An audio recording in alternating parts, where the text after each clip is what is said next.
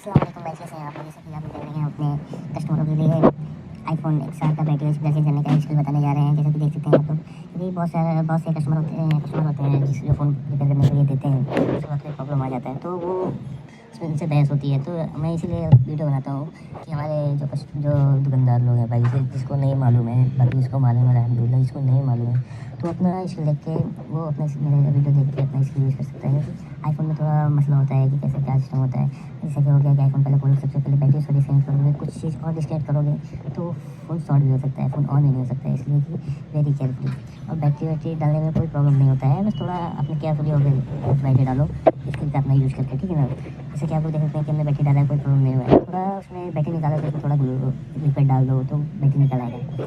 तो मेरे कहने का मतलब ये है कि जो काम करो परफेक्ट करो, क्योंकि कस्टमर को बोलने का मौका ना मिले, ठीक है ना। थोड़ा स्किल का ध्यान रखते हुए देखें भाई, जैसे हम भी हैं तो स्किल का यूज़ कर करके यूट्यूब से देख के तभी सीखें।